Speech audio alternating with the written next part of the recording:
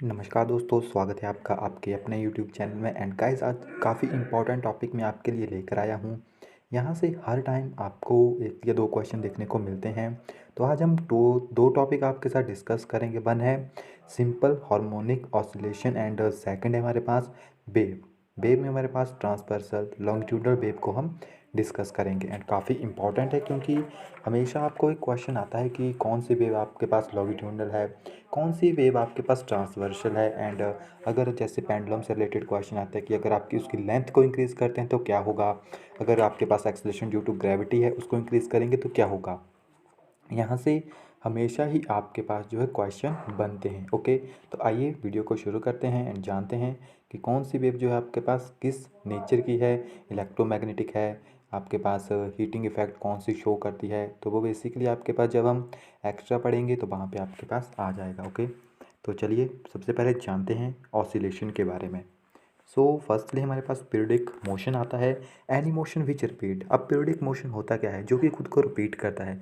जिस तरह से हमारी अर्थ है जो कि सूरज के चारों तरफ घूम रही है, वो एक पीरियडिक मोशन है। घड़ी देखी होगी आपने जिसमें जो एक हैंड लगा होता है जो कि बार बार रिपीट करता है खुद को। ओके, तो वे सारे के सारे आपके पास पीरियडिक मोशन है जो कि कुछ टाइम के बाद खुद की प्रॉपर्टी को रिपीट करते हैं। ओके, उसके बाद बात आती है ऑसिलेशन की।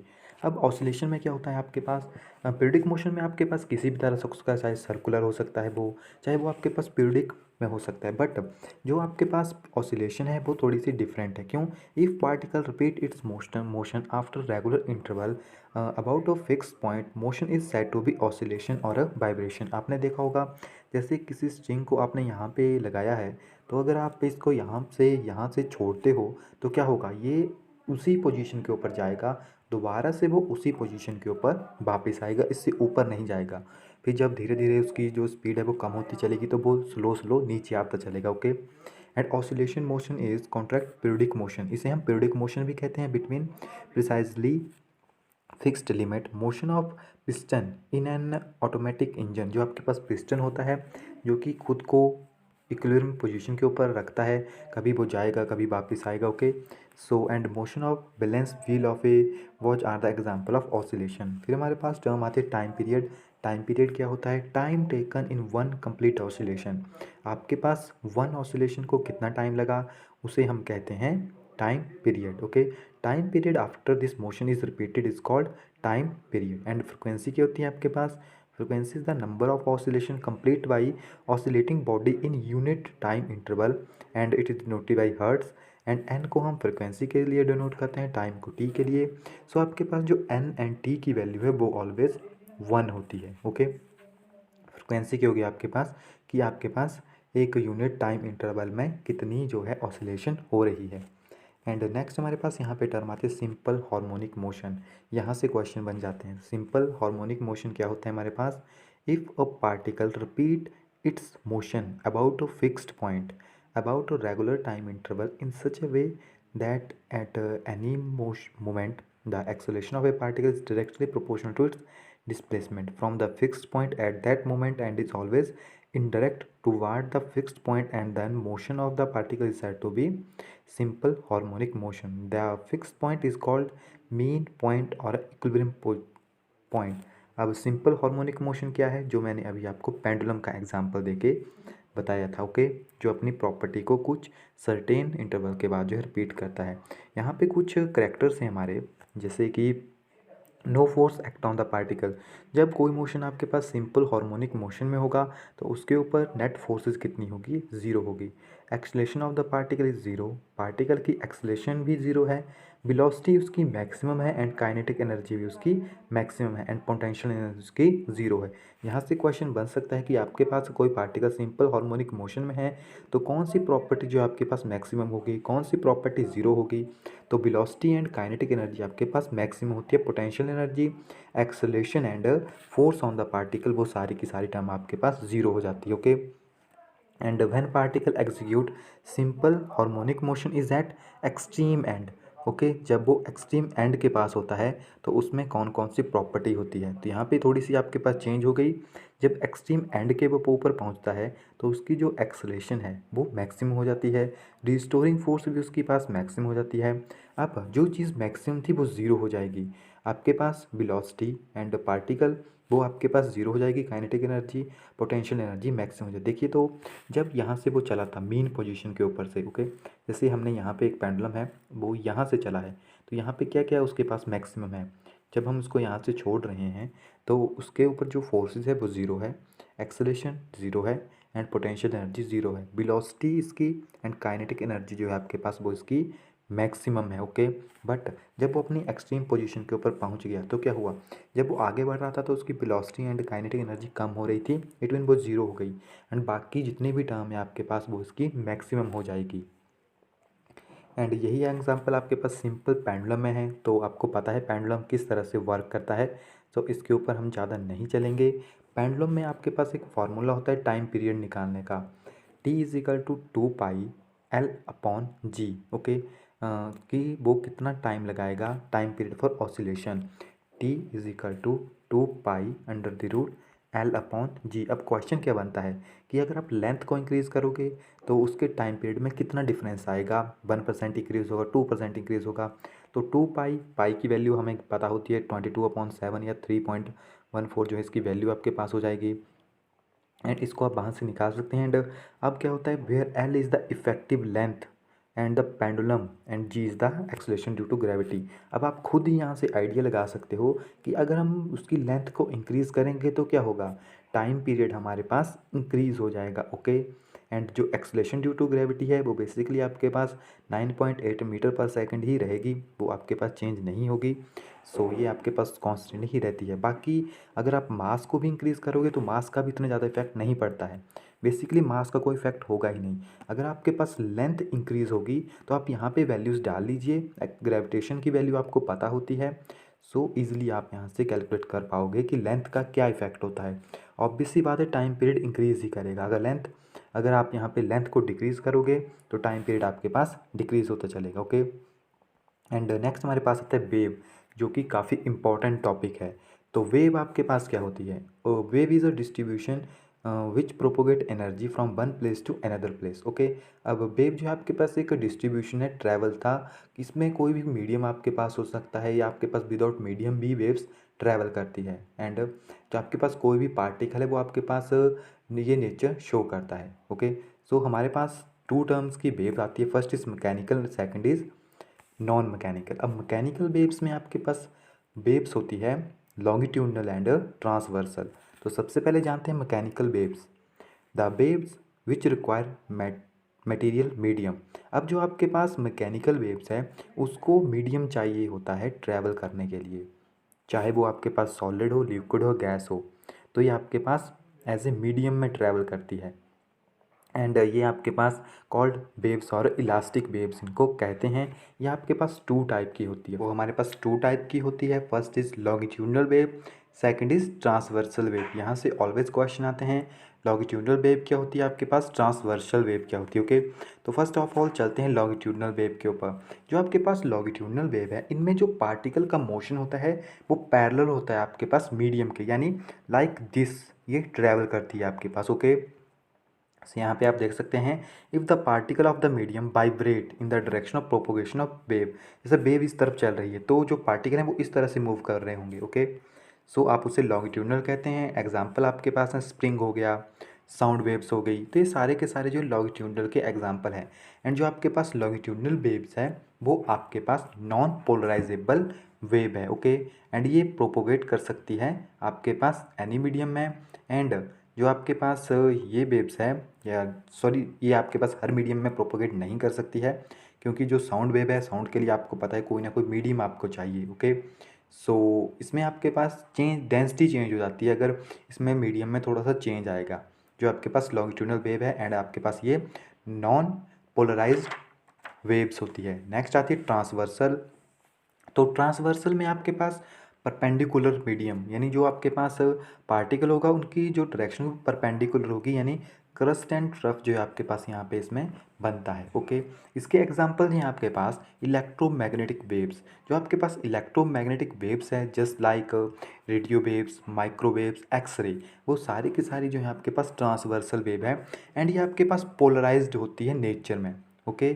क्या होती है आपके पास, पोलराइज्ड होती है, बट इनकी डेंसिटी जो है चेंज नहीं करती है। इनके एग्जाम्पल पूछे जाते हैं एंड ये भी पूछा जाता है कि ये किस तरह की नेचर की है। ओके, तो मैकेनिकल वेव 2 टाइप की हो गई, लॉन्गिट्यूडनल एंड ट्रांसवर्सल। लॉन्गिट्यूडनल में साउंड वेव्स हो गई आपके पास, एंड जो आपके पास ट्रांसवर्सल है इसमें आपके पास इलेक्ट्रोमैग्नेटिक वेव्स हो गए, just like light waves, radio waves, microwaves and X-ray.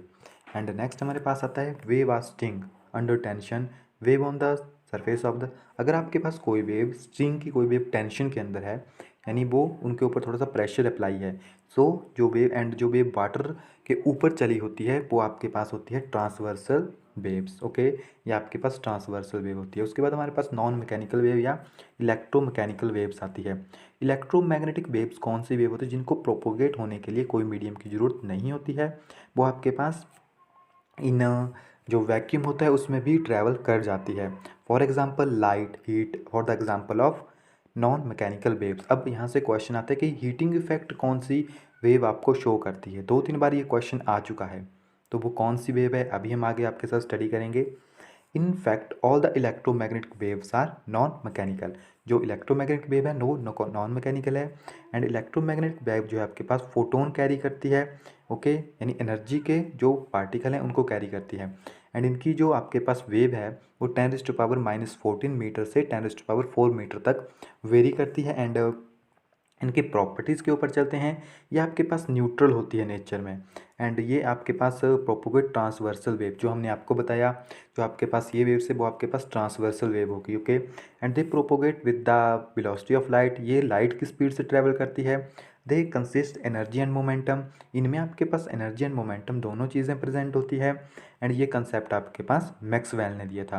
And आपके पास यहाँ पे कुछ रेडिएशंस हैं या इलेक्ट्रोमैग्नेटिक या जो आपके पास रेज हैं, ये आपके पास इलेक्ट्रोमैग्नेटिक नहीं है। ये भी क्वेश्चन बन सकता है, which of the following is not a electromagnetic waves. कैथो आपके पास जो साउंड वेव्स हैं, अल्ट्रासोनिक वेव्स हैं, क्योंकि साउंड वेव के लिए आपको इन सभी के लिए आपको एक मीडियम चाहिए होता है ट्रैवल करने के लिए। बट जो आपके पास इलेक्ट्रोमैग्नेटिक का कंसेप्ट है वो कहता है कि मीडियम की ज़रूरत नहीं है। अब चलते हैं हमारे पास जो आपके पास इलेक्ट्रोमैग्नेटिक वेव जो है प्रेजेंट है, यही ऑर्डर में आपके पास इलेक्ट्रोमैग्नेटिक वेव जो ट्रैवल करती है। इस तरफ को आपके पास वेवलेंथ इंक्रीज़ होती है एंड इस तरफ को आपके पास इनकी पेनिट्रेशन पावर जो है इंक्रीज़ होती है। ओके, सबसे ऊपर कॉस्मिक रेज आता है बट यहाँ पे गिवन नहीं है। उसके बाद हमारे पास आता है gamma rays, X rays, ultraviolet rays, visible region या radiation, infrared and short radio and long waves या लॉन्ग रेडियो वेव्स। सबसे ज़्यादा वेवलेंथ किसकी होती है आपके पास? लॉन्ग रेडियो वेव्स की आपके पास सबसे ज़्यादा सबसे ज़्यादा लेंथ होती है। एंड यूनिट इसको डिस्कवर कितने किया था? मैक्रोनी ने। ओके, एंड आज जो आपके पास शॉर्ट रेडियो वेव्स है आपके पास, उन्हें हर्ट्स ने डिस्कवर किया था। यहाँ पे आपके पास इनकी फ्रिक्वेंसी एंड वेवलेंथ गिवन है, तो आप खुद दे सकते हैं फ्रिक्वेंसी किसकी सबसे ज़्यादा है? गामा रेज की। इसको आपके पास हेनरी बेक्वेई ने या बेक्विल ने डिस्कवर किया था। एक्स रेज को रॉइंगटन ने, अल्ट्रावायलेट रेज को आपके पास रिटर ने, विजिबल रेडिएशन को आपके पास न्यूटन ने किया था। इंफ्रारेड, तो जो आपके पास आईआर है वो हीटिंग इफेक्ट जो है शो करती है। आईआर आपने सुना भी होगा। ओके, एंड जो आपके पास अल्ट्रावायलेट रेज है वो भी आपके पास जो है जो हीटिंग इफेक्ट है वो शो करती है। ओके, जैसे आपने देखा होगा जो हमारे पास हमारा सेकंड लेयर होती है एटमॉस्फेयर की, जहाँ पे हमारे पास ओजोन लेयर प्रेजेंट होती है, वहाँ पे काफ़ी ज़्यादा गर्मी होती है। क्यों? क्योंकि ओजोन लेयर जो आपके पास अल्ट्रावायलेट रेडिएशन को अपने अंदर एब्जॉर्ब करती है, जो कि एक हीटिंग इफेक्ट जो है शो करती है। ओके, तो अल्ट्रावायलेट रेज जो आपके पास काफ़ी ज़्यादा हीटिंग इफेक्ट ये भी शो करते हैं। तो ये क्वेश्चन काफ़ी टाइम पूछे जाते हैं एग्ज़ाम में, तो आपको इनका कंसेप्ट भी क्लियर होना चाहिए कि कौन सी आपके पास हीटिंग इफेक्ट शो कर रही है, कौन सी शो नहीं कर रही है। ओके, तो इनको आपको पता होना चाहिए किसने डिस्कवर किए हैं, एंड थोड़ा सा आपको इनके ऑर्डर के बारे में पता होना चाहिए। एंड मान लीजिए कि आपको एग्ज़ाम में क्वेश्चन आता है कि कौन सी रेडिएशन जो है आपके पास यहाँ पे हीटिंग इफेक्ट शो कर रही है, तो एंड आपके पास वहाँ पे ऑप्शन है, तो आप वहाँ पे क्या आंसर दोगे? आप वहाँ पे दोगे I R. Okay, I R यानी infrared rays. And electromagnetic wave of wavelength 10⁻³ to 10⁻², that is called microwave region. तो अगर आपके पास जो रीजन -3 मीटर से -2 मीटर के बीच में आता है तो हम उसे कहते हैं माइक्रोवेव रीजन। एंड आपके पास phase of vibration, amplitude, wavelength, यहाँ पे कुछ टर्म्स हैं। तो फेस ऑफ वाइब्रेशन क्या होता है हमारे पास? Phase of vibration of a vibration of the particle at any instant is the physical quantity which express the position as well as the direction. ये आपको बताता है position as well as direction at instant with respect of its equilibrium या mean position. And amplitude हमारे पास होता है maximum displacement of vibrating particle on either side from the equilibrium position, कि कितनी जो है डिस्प्लेस हो रही है कोई वाइब्रेशन के थ्रू पार्टिकल। एंड वेवलेंथ आपके पास होती है, wavelength is the distance between the two nearest particle of a medium vibrate in the same face, it is denoted by lambda. And in transversal wave the distance between two consecutive crust and trough. तो आप देख सकते हैं transversal wave में आपके पास crust and trough होते हैं, जो हमने यहाँ पे देखे थे। जो दो आपके पास होंगे इन लॉन्गिट्यूडनल वेव, जो आपके पास ये टोटल डिस्टेंस हो गया, ओके। ये आपके पास एक वेवलेंथ, यहाँ से एक वेव कंप्लीट होगी। एंड जो आपके पास लॉन्गिट्यूडनल वेव होते हैं उसमें आपके पास, मैंने आपको बताया था, हमारे पास दो, एक कंप्रेसिव एंड रेरीफैक्शन या रेरीफैक्शन वहाँ पे होती है, जो कि कुछ इस टाइप में होती है, ओके। जैसे आपके पास यहाँ पे CR, एक में आपके पास हाई प्रेशर होता है, एक में काफ़ी कम प्रेशर, यानी मॉलिक्यूल ज़्यादा प्रेजेंट नहीं होते हैं, तो वो प्रेजेंट होता है। तो C एंड R के जो बीच में टोटल डिस्टेंस होगा, इनमें वो एक वेवलेंथ होती है। एंड इनमें आपके पास रिलेशन है वेवलेंथ का, जो वेलोसिटी ऑफ वेव से आपके पास V, वो आपके पास होते हैं फ्रिक्वेंसी एंड वेवलेंथ। तो आप यहाँ से फ्रिक्वेंसी भी निकाल सकते हो, वेलोसिटी अपॉन लैम्डा, एंड आप यहाँ से लैम्डा भी निकाल सकते हो, lambda is equal to V/N। तो इस फार्मूले को जरूर याद रखिए, काफ़ी इंपॉर्टेंट फार्मूला है ये आपके पास, ओके गाइज। तो यहाँ पे ये वीडियो एंड होती है। एंड आपने आज देखा कि काफ़ी इंपॉर्टेंट टर्म्स हैं ये। तो अगर आपके पास कोई और अवेलेबल नोट्स हैं तो वहाँ से भी आप जरूर कंसर्न कीजिएगा, क्योंकि ये टॉपिक काफ़ी वाइड है एंड यहाँ से कुछ भी क्वेश्चन बन सकता है। यहाँ से बन सकता है ट्रांसवर्सल वेव, लॉन्गिट्यूडनल वेव से आपके पास बन सकता है। एंड यहाँ से काफ़ी टाइम आपके पास क्वेश्चन बन चुके हैं और हर टाइम एग्ज़ाम में आते हैं, तो इनको मिस मत कीजिएगा। सो मिलते हैं नेक्स्ट वीडियो में, तब तक के लिए thank you, have a nice day.